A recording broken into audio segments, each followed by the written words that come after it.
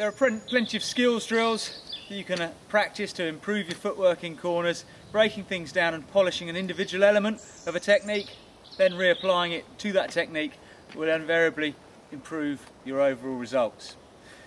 When you think about getting your outside foot down, it's often a bit like rubbing your head and patting your tummy. It all goes a bit wrong. Which foot up, which foot down? It's something that quite a lot of road riders will do quite instinctively when they're on the road anyway, and quite a lot of mountain bikers will do it some of the time, but it's a case of when you think about it, it starts to become more complicated. But if you practice whilst thinking, pretty soon it becomes an unconscious motion and you'll just do it. When you need to, your foot will be down. A nice little exercise for feeling the extra grip and bite you can achieve through footwork is just to zigzag down a nice fat fire road, making sure you're in a nice high gear so that there's a bit of torque and your feet aren't simply falling forwards. We're going to pedal from one foot down, across, other foot down, across, other foot down.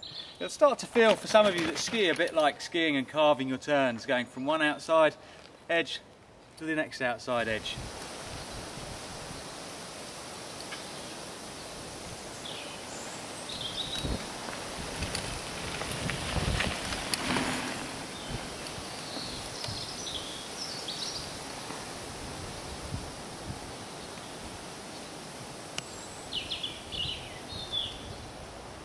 It's a pretty basic exercise, but keep doing it on boring fire roads where there's nothing else to do, and you'll soon start to feel the benefit of good footwork in corners. As you go through the corner with your foot weighted with lots of weight and lots of pressure going down through the centre line, you get an audible cue that you're achieving something. The sound of the tyres will increase, and if you go back up that same trail and look at the line you carved, in the corner there'll be a deeper tread mark where you've achieved greater pressure. As you're traversing, you'll almost go slightly light as you come over the top, and then heavy into the corner, light and then heavy into the corner. And we start to get a kind of a pumping motion through the corner where we're loading the bike and unloading, loading and unloading. And again, very similar to snowboarding and skiing, creating that vital carve in the corner when we want to turn, giving us the grip, giving us the traction, and making sure we get where we want to be. In terms of body position, for the fundamentals of cornering, I want you to think mostly about looking with your whole body. So the head turns early to spot where you're going, and as you're coming through the corner, your shoulders and hips line up with your head, and lo and behold, your body's pointing to where you want to go. You can, to a degree, forget about the bike at the early stages and think about twisting your body through the corner, turning those hips, and that's what creates the drive through the corner. I can lean my bike over to any angle, get my outside foot down and turn my head sideways and travel in a straight line. It's not until I turn my hips and shoulders that I start to drive the bike through the corner.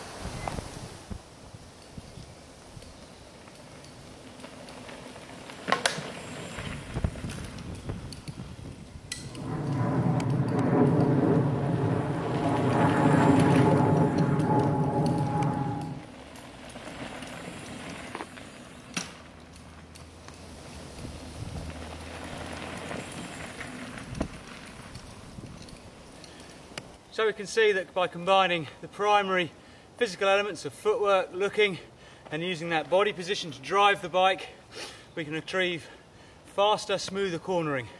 Okay, this is a basic corner, but get it right here where the line is forgiving.